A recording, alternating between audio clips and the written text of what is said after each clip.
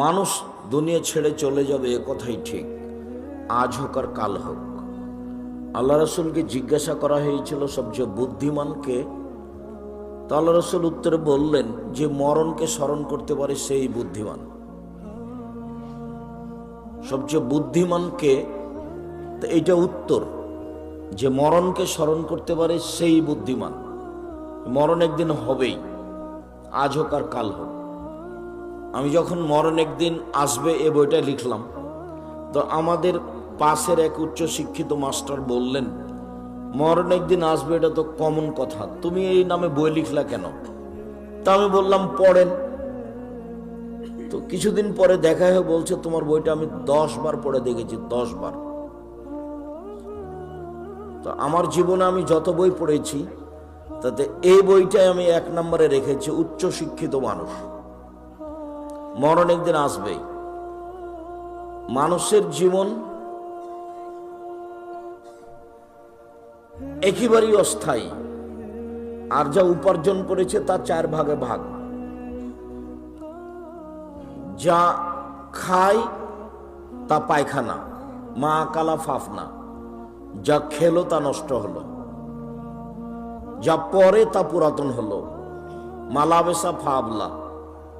3 মা আতা ফাক্তানা, যা দিল তা জমা হলো। 4 ওমা সেওয়া জালেকা ফাহজাহেবুল লিন্নাস, যেটা ছেড়ে যাবেন সেটা মানুষে ভাগ করে নেবে। স্বাভাবিক গতিতে ভাগ করবে, না হয় মারামারি করে ভাগ করবে, না হয় মামলা করে ভাগ করবে। ভাই ভাই হলে হতে পারে, যেভাবে হোক প্রয়োজনে মারামারি করে ভাগ করে নেবে। আমাদের গ্রামে বাপ মরার কিছুদিন পরে বাড়ির সব কিছু ভাগ করা শুরু করলো, তো এক পর্যায়ে ঢেঁকিটা কেটে ভাগ করে নিল। ঢেঁকিটা একজনকে দিয়ে দিবে, এটা তারা মেনে নিতে পারেনি। যা আপনি রেখে যাচ্ছেন তা ভাগ হবেই, এই কথাই ঠিক।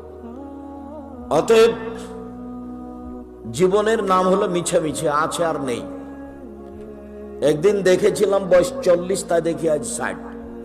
হঠাৎ দেখি ও আর নেই, তার নাম বয়স। সবচেয়ে বুদ্ধিমান কে? আল্লাহর নবী মরণকে যে স্মরণ করে।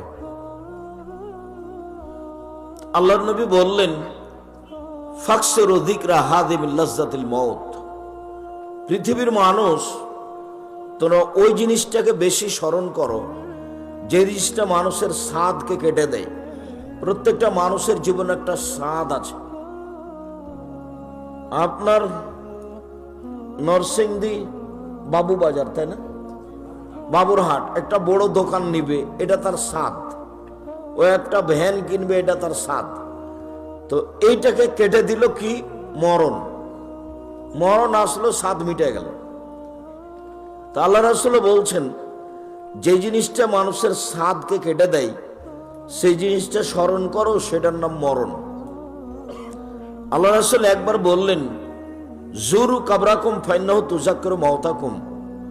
মরণ স্মরণ করো, কবর জিয়ারত করো, মরণ স্মরণ হবে। কবর জিয়ারত করো, মরণ স্মরণ হবে। মাঝে মধ্যে কবর জিয়ারত করতে যেতে হবে। কিবলার দিকে মুখ করে হাত তুলে দোয়া করতে হবে এককভাবে। কবরের পাশে সবাই মিলে হাত তুলে দোয়া করা বিদআত। দলবদ্ধভাবে কবরের পাশে দোয়া চলবে না।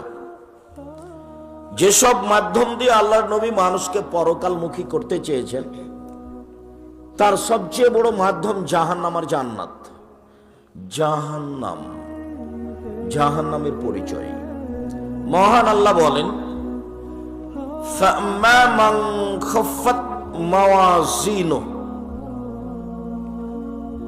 যার নেকির পাল্লা হালকা হবে, তার থাকার জায়গা হবে অতীব গভীর গহ্বর হাবিয়ে।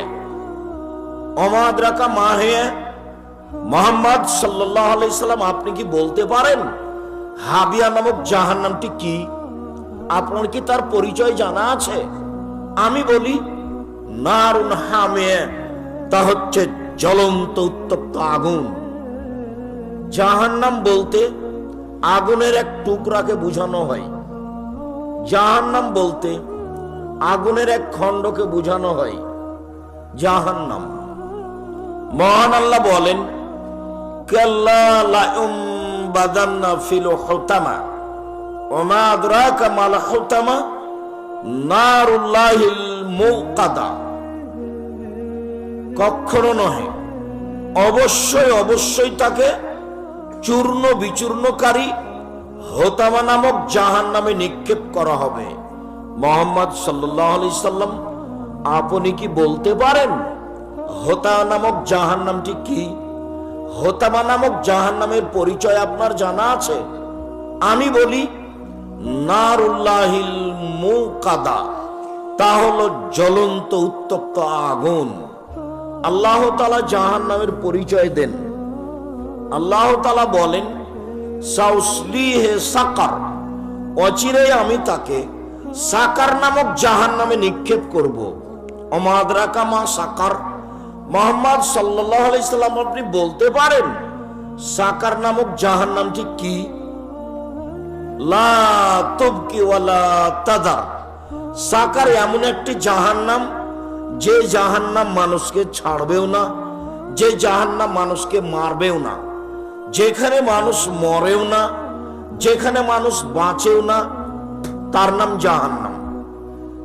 আল্লাহ তাআলা অন্য জায়গাতে বলেন, লা ইয়ামুতু ফিহা ওয়ালা ইয়াহইয়া, মানুষ জাহান্নামে মরবেও না, মানুষ জাহান্নামে বাঁচবেও না।